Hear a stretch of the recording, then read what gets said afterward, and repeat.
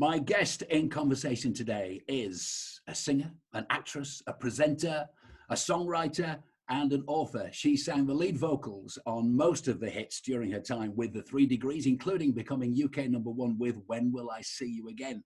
Since that time, she's had a wonderful solo career. She's toured internationally. She's appeared on stage in musicals and pantomimes throughout the UK and in the West End. She's also an award winner. She is Miss Sheila Ferguson. Hi, Sheila. Oh, I'm chuffed to bits. Thank you. What a lovely introduction. Thank you. I always want applause after that, always, and it's just me and you. Well, I mean, you've blown me away already. Well, that's good.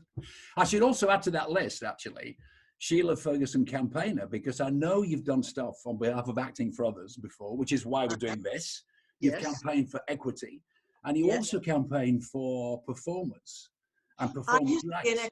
counselor, and I think once that's in your blood and you learn what it's like to get around the table and yell and scream, you really feel the grassroots of a country and of an industry.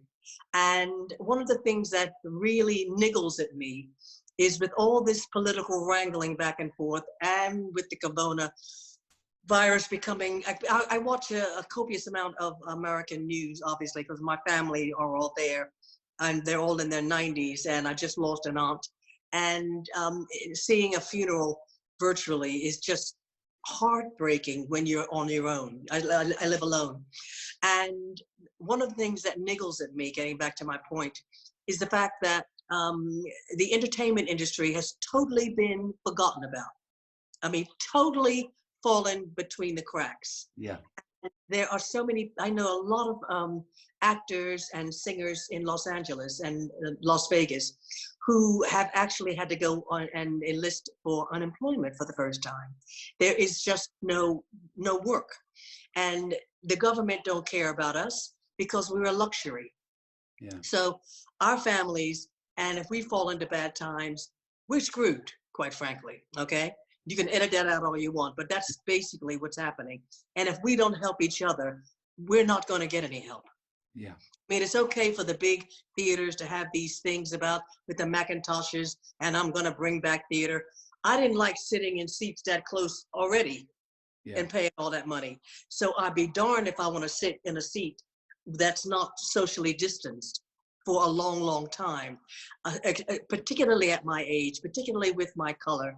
I can't take any chances. I'm vulnerable. Yeah. And once you realize that, you have to follow the rules. Yeah. But the thing that really irks me is seeing all these TV presenters talking so much about this government official and that government official, and nobody talks about the fact that there's so many out of work actors who are on the breadline. And Sheila, in terms of performers' rights, because if you Google Sheila Ferguson or 3 Degrees, you know what comes up. Everything comes up, which in one way is fabulous, all your wonderful performances. But in another way, I think, as a performer, who's getting something out of this? All this stuff is there. I know. What kind of protection is there for performers? Well, there is no protection. And the thing that annoys me is that people have never gotten to grips with the fact that, these are fans, they've never gotten to grips with the fact that as of 1983, because of a stupid contract we signed as children, there's been no royalties paid to the 3 Degrees. So what I have is what I've earned through hard grafting and reinventing myself all the time to keep working. It's not given to me on a silver platter. It's not like people think, oh, she's got all these millions rolling in because When Will I See You Again was this, that, and the other. The money goes to the writers and the publishers. Yeah. You know? And I'm in a pretty good position because I've saved. I'm very frugal. Okay. And my attitude has always been, you don't go broke spending money. You go broke not earning money. Now, if that's my theory and I'm not earning money, I'm not a happy bunny. Okay. So notice how other people feel. I understand that coming from the ghetto. Everything I have, I worked hard for. So I think about when I was hungry, when people had to take me in, when I just never felt wanted, you know, and when we had to get government food stamps and to help feed all the mouths in the household. And to know that some of my friends in LA and Nevada are signing up to unemployment well, especially with Trump. It's just breaking my heart, what's happening over there. And what's happening here is the same thing. The entertainment industry is falling right between the cracks, as always. And all the actors, because people think they see you on TV on a rerun, they think you're loaded and you're rolling in dosh. Well, you're not. Yeah. And these people have kids who, without government supplements, they wouldn't be able to feed their children. Yeah. And it's worth mentioning that we're recording this mid-July 2020, when the situation is pretty bad. Who knows who will see this interview in years to come, but that's where we're at right now. Sheila, let's go back. Sheila Diana Ferguson, back to Philadelphia, where you were born. Was it a musical family? Was there any music there at all? There was always music playing in the background. My aunts all loved Gloria Lynn. That's where my first love of music came. And my aunt, who just passed away when I was about 8 or 9, she grabbed me and she told me I was going to be singing at the church. I said, I can't sing. I'm not a gospel singer. She said, it's a ladies' tea and you're going to sing. So I forgot all about it. So I'm outside playing jacks, which is a game you play with a ball and things you have to pick up. It's like jump rope, but it's with jacks. And she said, all right, Wheelie, that's my nickname. Go put some fresh bandages. Put some fresh ribbons on. We're going to the ladies' tea, and you're going to be singing the Lord's Prayer. I said, She said, I mean, with this aunt who just passed, it was not negotiable, okay? So my first appearance at 8 or 9 was at a ladies' tea singing the Lord's Prayer a cappella. I have no idea what it sounded like. I have tried to replicate it in my kitchen alone. I can't get past, for thine is the kingdom. I'm sure it's more polished now, but because she just passed last week, it's still too fresh. You know what I mean? Yeah. I can't get through it. So, helping other people gives me solace. It gives me a reason to get up and put makeup on in the morning, if you know what I mean. Yeah. So when did the love of Nancy Wilson come? Because you were crazy about Nancy Wilson, weren't you? Well, a little later on in high school, I stole enough money from my tokens and my lunch money to buy her album, Live at the Coconut Grove. And before my dad would come home, I used to sing in the vestibule, which is an area behind the front door and before you go into the main living room. And because the echo, the reverb was so brilliant. And I looked around one day and my dad was standing behind me and went, well, not bad, not bad. So I used to sing with Nancy Wilson and Johnny Mathis and Nat King Cole and Frank Sinatra and all the people that were playing when I was growing up as a child. And so I thought, if I can sing, if my family think I can sing, maybe I could sing a little bit, because I had a crush on Marvin Gaye by then. I was about 13, 14. Yeah. And I wanted to meet him. So I thought, well, if I can sing, maybe I could sing enough to meet him. And then I'd be happy for the rest of my life, right? So my first gig, I got permission from Germantown High School to go perform at the Apollo Theater for a week. And his name was at the top, my name was at the bottom. And I went to his dressing room, knees are knocking, and he could see that I was petrified. And he smiled and said, come on in, Sheila. And I sat down and I got his autograph and we started talking. And he relaxed me to the point where I didn't feel like I was, he looked like a blue angel dressed in satin with a blue tuxedo and white, white, he looked like an angel. But what I got from him at that meeting was the fact that he saw how nervous I was, and he relaxed me and didn't make me feel awkward. And I think I've carried that with me all of my career. If I walk up to someone or someone's approaching me and I get that smile, I just smile back and give them a little wave. Nowadays, I don't touch them anymore. I don't think I'll ever shake hands again. But it's something that I think I got from him. And Marvin and I stayed friends until his death, really. What a great story, because so often you do meet your idols in this business, and sometimes it's disappointing. Sometimes you think, Oh, there have been a few of those too. yeah, Slammed in the face. I'm like, whoa. One whom I won't name, actually in Vegas, said, I went to the table. He was eating with his family, and before I could get to it, and I said, can I have your autograph? And he said, can you not see I'm eating with my family? I felt this big. And I went back to my seat and I said, never again will I ever say hello to him. yeah. Years later, we're performing in Sydney, and he came backstage to see our show after and picked me up and swung me around and this, that, and the other. Then he started giving me tips on how to make the show better. And I'm thinking, he couldn't be bothered to say hello a minute ago when nobody knew us, but he's gonna be telling me what to do with my show? I don't think so. So I'd grown enough by then to be able to tell him where to go and how fast to get there. With the 3 Degrees, you know, I think a lot of people think that they were an overnight success. I think they think about those big hits in the 70s and think they suddenly came along. I was amazed as well. They actually were around in 1963, obviously before you joined. Yeah, I know. And that's when I started singing, and Richard Barrett managed us and them.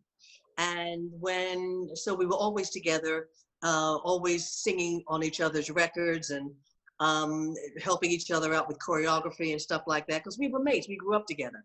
Yeah. And when one of the girls left, because a girl was leaving every 2 weeks or so, being in high school, it was a matter of would your parents let you go out to rehearsal after school every day. You know, that was a tough gig when you were trying to get through high school. And luckily I was an A student, so I could kind of blitz to school, zip to school and get to rehearsal. But one of the girls asked me to fill in for a couple of weeks while they found another girl. And I said, sure. And I stayed for 20 years. We just got along. I went in and said, right, these are songs we should be singing.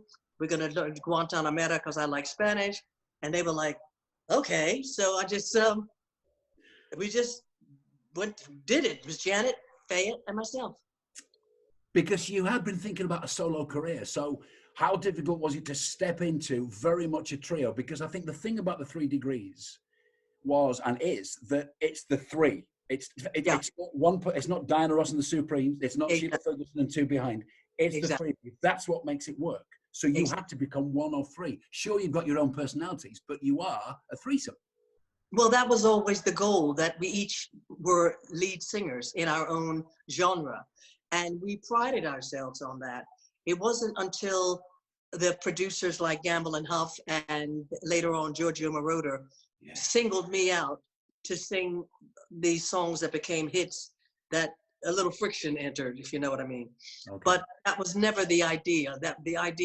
And if anyone saw our shows, they were very well balanced. They were so balanced that because I had to sing the hits, I never got to sing any of the fun stuff. You know, they got all the other good stuff to sing, and I had to sing the hits. But then I started songwriting, and I wrote songs in Japanese and French and Spanish and Swahili. You've got to keep going. You can't get complacent in this business. No. You have to reinvent yourself and better yourself. There's no good saying, I've made it. You've never made it. You always have to keep making it. And people don't think, as you just said, they think everything started with Year of Decision when we came here. Yeah. It didn't. We'd been playing Vegas and opening for Frank Sinatra or Miami or Curacao or Puerto Rico. We've been learning how to hone our craft and how to work an audience. So when hits came, we did the same show, just made more money. Yeah. I mean, I think the first time I saw you, I was about 10 or 11 years old, and it was the French Connection, and there you were singing that great Jimmy Webb number. Everybody gets to go to the moon. It's just, everybody's going to the moon. It's just a super, if anybody hasn't seen this film. Do you know what? How many people do not know that film nowadays? It's a great number. I know, but it's a great film too. Yeah. The actual story happened at the Copa. I'll tell you the story. You can always edit it out. William Friedkin and Toto LaBianca, and they came to see us at the Copa where we were performing. And then we had a meeting the next that night or the next day, and William Friedkin asked would we sing in his film. I said, well, what does it entail? Because we had 2 or 3 shows a night. And he said, well, you'd have to be fully made up and on set at 4 a.m. 4 a.m. And the fee was like $1,500. And he said, but Sheila, I promise you, it's not going to be like just throwing you in the film. I'm going to make you really, feature you really, really big time. Yeah. And I said, would you put a poster up? And as we're walking, as Gene Hackman's walking in, you see that poster. Yeah. Always thinking.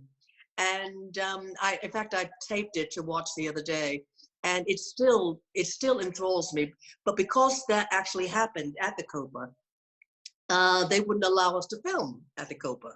So they had to replicate another location to look just like the Copa.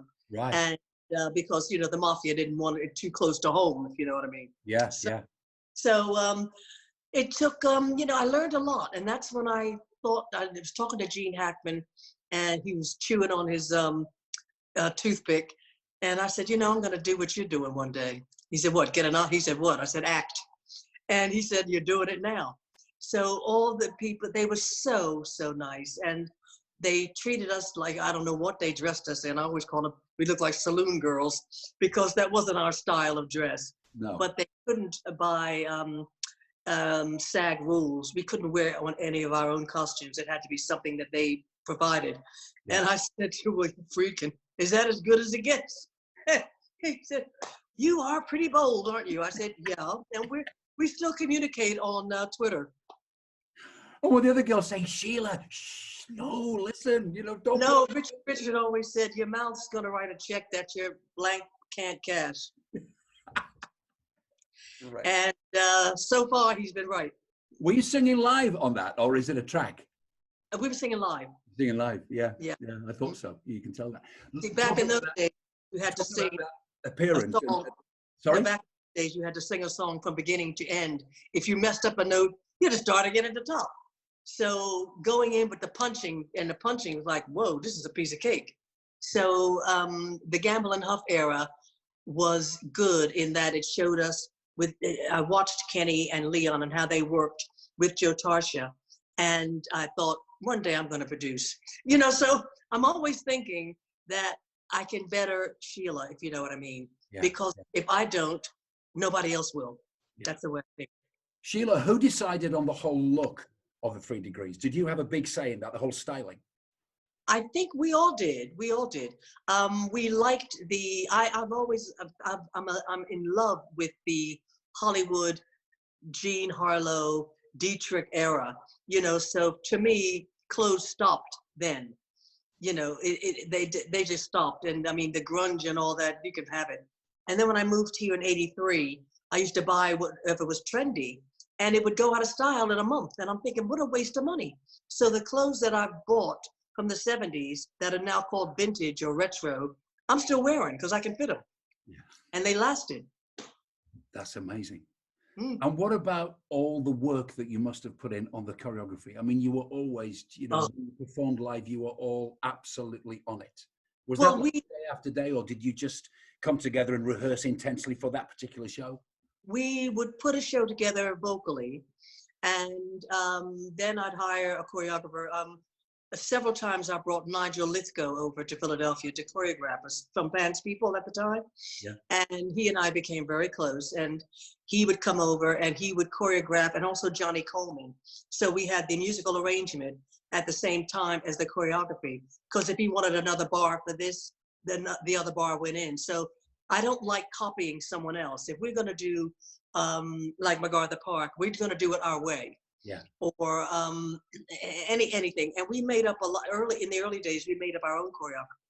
So it wasn't that unusual that we picked it up very quickly. And Nigel once said, I wish my dance group worked as hard as you do. You know, so it was our job, it was our profession. And we didn't take it lightly. And we prided ourselves in looking like a mirror. If we bowed, it had to be together. Yeah. Working the microphone cord, which people don't think about now, that was part of the choreography, because you had to sling the mic get in position and get into position for the next place, for the next girl to sing. In heels like this, by the way. Exactly. And waistlines like this, by the way. But so when it came time, once everybody was in place, all the players, I would hire a studio for 2 or 3 weeks, and we would master the show. And then we'd come to England and rehearse it with the whole band. Right. Or if it was Japan, we'd rehearse it with the whole band in Tokyo. Actually, you mentioned Japan and you mentioned MacArthur Park. There is an amazing YouTube clip, I'm sure you've seen it, of you doing MacArthur Park. Yeah. And it goes on and on. It's something like 7-8 minutes, something like 8 minutes, 40 seconds. Wow. Yeah. And you're going from microphone to microphone, and it's a very small amount of space between the mics. And I'm thinking, watching it, surely are we going to trip? Because slinging, the trick with those mics was to sling the wire with you, so that made room for the girl coming to the center. Or if you were turning, one would turn in the back, one in the front, because I don't believe in going in front of a singer. I think that's rude. Yeah. So we always try to turn behind the person coming up to the middle for the lead, or on the end. So and we prided ourselves in always having every hand, every finger exactly the same. But what we would do after each show, we'd clock all the mistakes that we saw during the show, even if it was a finger in the wrong place. And we rehearse it immediately after the show in the dressing room. So it's done. While it's fresh on your mind, get it out of the way, and then you could have your evening off, and you're okay till sound check the next day. Yeah. Wow. All that work. But it's there. It's there forever, you know. That's the thing. Yeah. It's there forever. So you'll be so proud when you see that stuff. Yeah, I am. Yeah. I am, but I really wish people would see what went into it. But they don't get all that. They just see the end result, which is fine. You know. Yeah, people don't. It's like it used to be this wonderful buzz before we went on stage. You could feel the adrenaline pumping up. It was almost like perspiration coming down the walls, and the heat was rising. A lot of people would be able to smell our cologne before we enter the stage. And nowadays, when I walk out onto a stage, I walk out to a sea of cameras, and it's not, it just feels odd. The buzz is not there. Yeah, yeah. So there must have been some really late nights. And you got to get that voice ready the next day. So was the routine sleep really late, or did you get up early and get the voice going? How did you manage that? I had to shut up after each show, because I did a lot of the leads, and they were difficult. And because there was no tracking or anything else. For example, when we did Top of the Pops back in those days, you recorded it on a Thursday morning, and then you performed it on the Friday or whatever. So you had to be up at 10 o'clock in the morning and ready to sing with the BBC band. And then we always did the BVs with the track to fatten it up. And then we sang live with it on Top of the Pops. But that's the way TV was then. Yeah. It was a lot harder. But I think you can see the difference. I mean, that stuff is classic now. Whereas groups that are manufactured, shall we say, don't do anything for me. It's not the same sound. It's just not the same sound. No way. No. Mm-mm. A lot of people, when they have a big hit, you had a few hits, but of course, When Will I See You Again was number one in the UK. A lot of artists often say, that wasn't my favorite song. That wasn't the song that I wanted. It wasn't. Really? The same with you? I threw a tantrum, and I said to Kenny, I'm not singing that. Anybody can sing that. I'm a singer. And because if you listen to it, it's, when will I see you again? No vibrato. And that's not the way I naturally sing. He just said, take the snake out your voice. He said, Sheila, trust me. I said, I don't trust anybody. He said, no, you got to trust me on this. So I went into the studio. It was just him and me, because the backing track and vocals had been put down already. And he said, now sing it, just sing it straight as you're singing to me. And we call it the fishbowl, where he and Joe Tarsha, where the producers sit behind the glass. Yeah. And I sang it, and he said, yep, we got him. that was his way of saying he liked what he heard. And I'm listening to Harold Melvin and Teddy Pendergrass and all these. He said, Sheila, you ain't got to yell and scream. You have a sound. We just have to nurture that sound. And he did. He kept his promise. About a year later, after it became #1 at the Tokyo Music Festival, I went to his office and I sat down and I said, I just want to say thank you. And he was embarrassed a little by my saying that. And but I always believe also in giving as much kudos to someone as you will when you criticize them. A lot of times people are easy to criticize, but they're not as quick to say, well done. Yeah, he just knew that was a song. It's a little bit like, it's a similar story to Cilla Black when her then agent got Alfie for her. You know, he said, Alfie's the song for you. I think Alfie had already been recorded in America with Dionne Warwick, but he said, listen, there's this song called Alfie. And she said, Alfie, she said, it sounds like a dog. You call a person Alfie. And she absolutely did, because she wanted to sing the 60s pop stuff. And he said, trust me, like the guy said to you, trust me, this is the one. And of course it was. But what it taught me was that I'm not the best judge of what I should sing. Yeah. Okay. And record-wise, that is. I'm talking about live. Live is different. But I can put the vibrato back in my voice then. But it taught me to do as I was told. And I wasn't a producer. I was a tool. And I thought, from then on, I did what I was told. If he picked a song, I sang it. End of. And it must have been just great working with the father of disco, Giorgio Moroder, you know, who worked with Donna Summer. Yeah. That was in the late 70s, yeah? Yeah, we had two bites at the apple. And when we went to LA, he gave me this cassette. Remember those?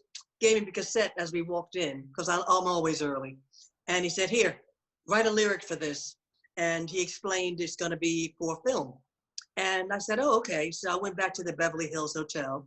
And I came back within an hour. And I said, there, the runner. And he said, that quick? I said, yeah, because a few nights before I had been out at a disco and hooked up with this guy, as you did back in those days. And we got back to my apartment, my villa, and it was, you know, getting heavy and heavy. And he said, I should tell you that I'm gay. I said, you're what? Now, at that time, AIDS had just hit. And nobody wanted to be near anything like that, you know. I think he's probably still running up and down the streets of San Francisco, quite frankly. But I wrote it about him. How many times have I felt down inside the need to be loved? But you run, you just won't show love. You know, it just came to me because that's what was on my mind. The difference was, I wrote, you were hurt long ago, but the scars still show. So you run and run and run. And Giorgio took that out and put, ooh, ooh, ooh, ooh, ooh, ooh. I said, what's that for? He said, it's a better hook. Trust me. I said, okay, I'm not going to argue with you. And that's a better hook. Genius. Total genius. Yeah. Did you experience any negativity back then as women of color? As women of color? The one experience I remember was coming back from Australia. And we stopped, for some reason, the plane stopped in Arizona. And I was the one delegated to get off, to go to the coffee shop to get some hot dogs and drinks. And I sat there and I watched people come and go and come and go. And the waitress was in front of me, just wiping the counter. I said, excuse me, can I get some service? And she just looked at me as if I had just slapped my grandmother. And everybody around me stared at me as if, I better get out of here. So I slowly just got off the stool, went back outside and said, we better go someplace else. I'd heard a lot of stories, so I wasn't surprised, but I was surprised that it happened to me. I mean, you're looking at a girl who snuck away from home and took the Greyhound bus to Kent State to see Angela Davis speak and got hosed.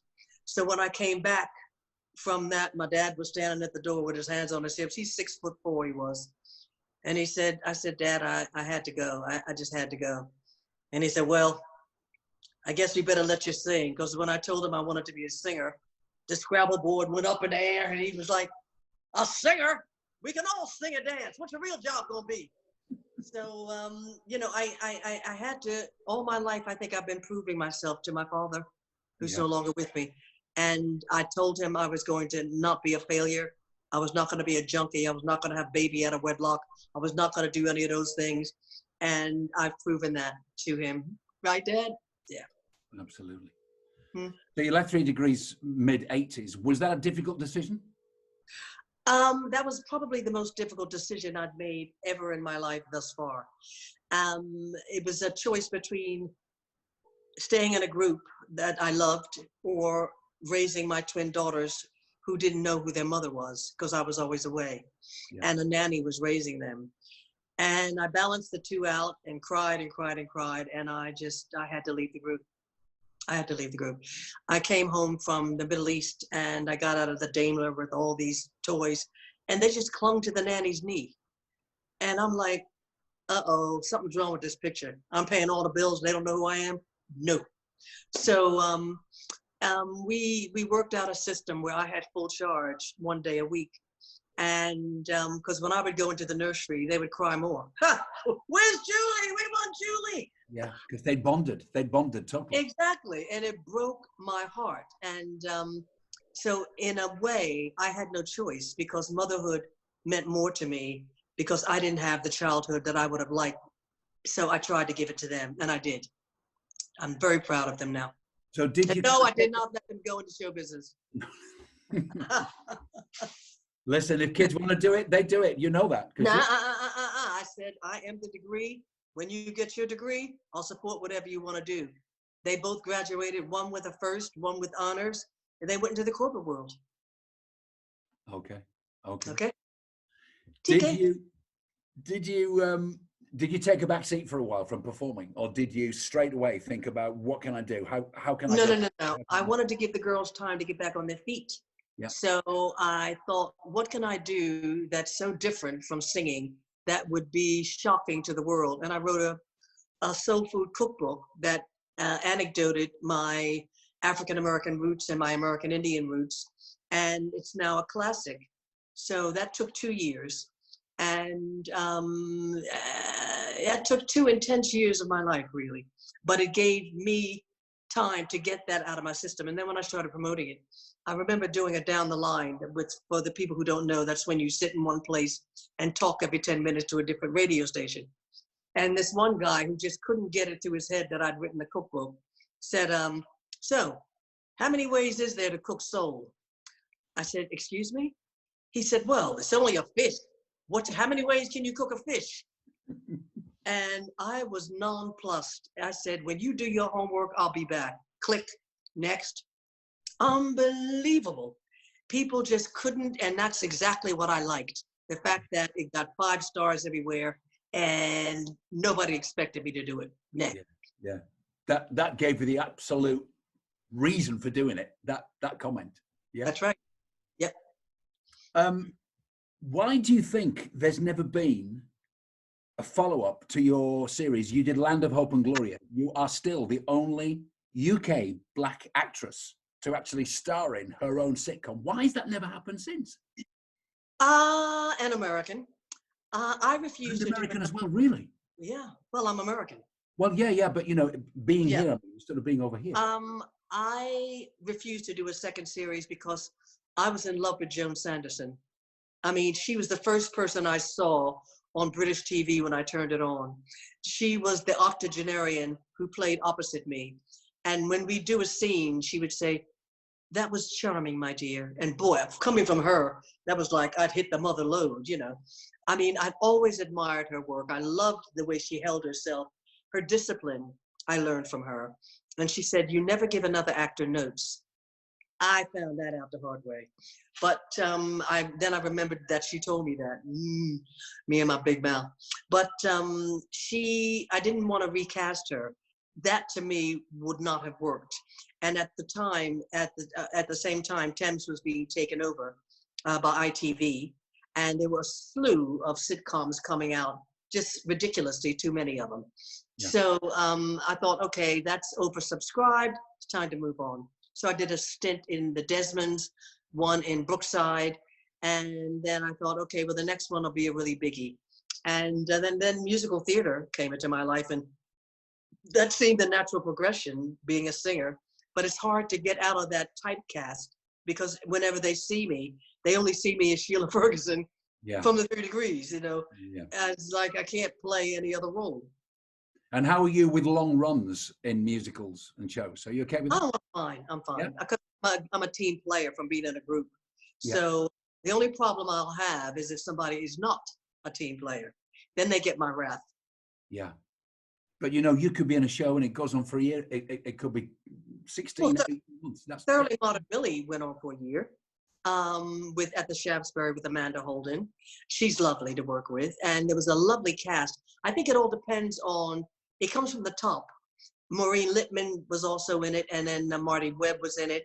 Anita Dobson was in it. So we had class people that were, what did Anita said to, no, Maureen said to me one day, "Dear, may I give you a suggestion?" I said, "Oh, please do." She said, "Would you listen more?" She said, "You tend to talk over people." And I said, "You know, you're right." And I learned, it was a good criticism, because we had scenes together and I was talking over her, basically.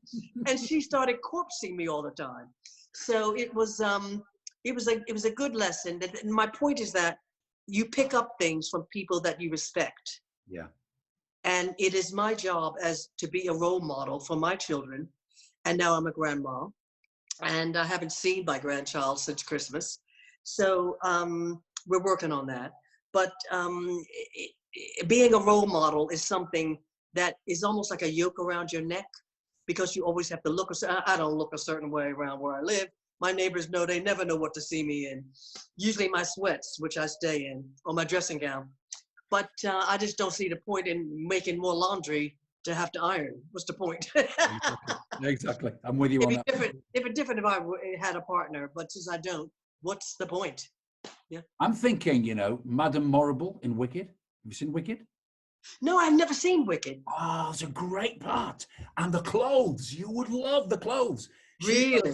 I only know because I was the wizard in town for about 17 months. So we had 3 Madame Morribles. Anita Dobson was one of them. And 2 other characters, Sue Kelvin and Liza Sadovi. And she comes on about 8 or 9 times, 8 or 9 great scenes in the show. Right. And every time she comes on, it's another outrageous but wonderful outfit. And the wigs change. You'd love it. Fabulous. When the West End comes back up, make a phone call later. please do. It'd be great. Just need to talk about the real Marigold Hotel. You've been quoted as saying it changed your life. It did, because it made me move back to England. I'd been living there on my own for 16 years, but my partner died in 2010. So I was there for another 7 years, living totally alone in a huge house with a swimming pool and all these palm trees and orange groves and lemon trees. It was too big a house for one person. In Mallorca, this is. In Mallorca. Mm-hmm. And people would come to visit me every summer. So, but it was a ghost town in the winter.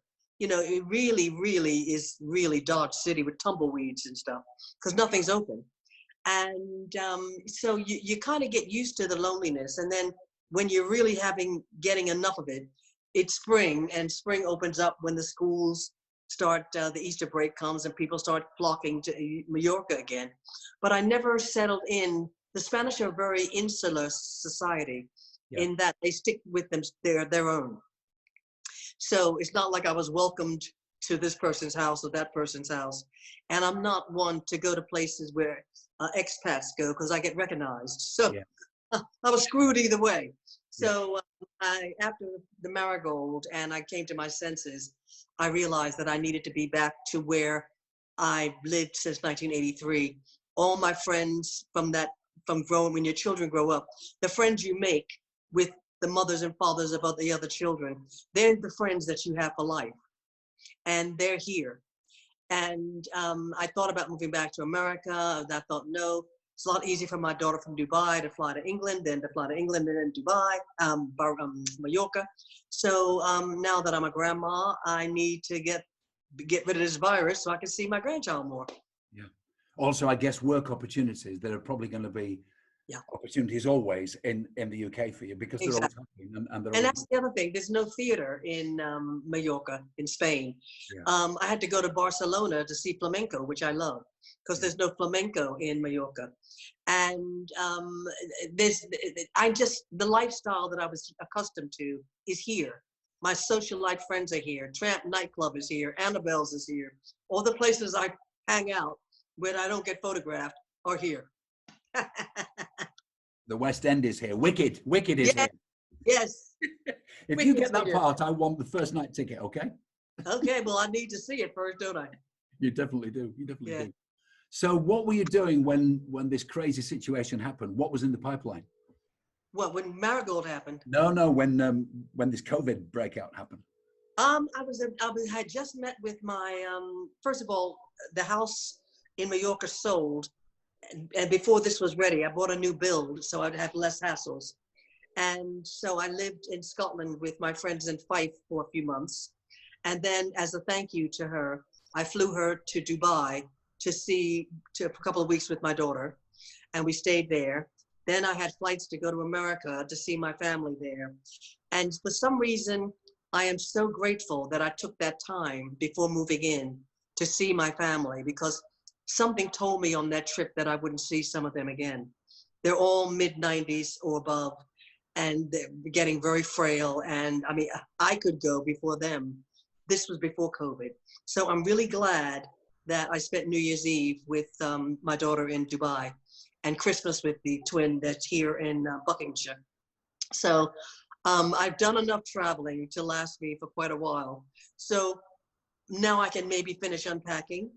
And I can't finish decorating because I can't have anybody in the house yet. But I am getting things done to the garden, which will be nice. Okay, so you're just gonna wait and see what happens, like everybody. That's what we've got to do. There's nothing else that can be done, really. I'm not into the celebrity. Somebody said something about it. There's a celebrity. You can swear and send private messages to people. I don't want to do that. You know, there's certain things I do not want to do. And I get an onslaught of different shows that I can be a part of. I don't want to be that common. So I will wait until the right timing to come out with my next project so that it's a shock to people. Yeah. The next concert is in Cape Town, September of 2021. So let's hope we have a vaccine by then. Otherwise, they will not see me. And of course, everybody says it, you know, fans of the 3 Degrees. And I know that Valerie and Helen and who is it, and Freddie Poole are doing a great job there on the road. If somebody said, Sheila, just one concert, just get together. No. That's enough. I think that too much has gone under the rug with all the years. I left in '86. Yeah. That's a lot of years that have gone by. I mean, and they've now got their structure. How would we restructure to go backwards to give me the leads where they've split them up into things like that? There's a lot of internal things that people don't know about that I'm not going to go into. No. When a group breaks up, that's it. You know, there's no going back. And I'm the kind of person, I never go backwards. I always go forwards. Yeah. It's just my thing. That's evident. The time has flown by. It's just been terrific talking to you, really. Well, it's been lovely looking at a guy. I haven't seen one in a long time. Well, you know, any port in a storm, as they say. You're kind of easy. You're easy on the eye to look at. So well, you too. Sheila, thank you so much for doing this on behalf of Acting for Others. I know it's a charity that's in your heart too, as it is with me. And everybody watching this, if you're watching it on the designated YouTube channel, just go back to the Acting for Others website, press donate. That takes you to the Just Giving page. Okay. And it's very easy and very safe. So just give whatever you can if you've enjoyed this conversation. I'm sure you have. I have. Okay. Sheila Ferguson, see you around. Good luck. Thank you. God bless. When you're in Wicked, okay? There's a deal. Namaste. Namaste. See you soon. Bye. Thank you so much for watching that conversation. If you've enjoyed it, please go to the Acting for Others website, which is actingforothers.co.uk, and hit the donate button, which will take you immediately to the Just Giving page. And please give as little or as much as you possibly can to help those performers and people in the industry who really need your help financially right now. Thanks a lot.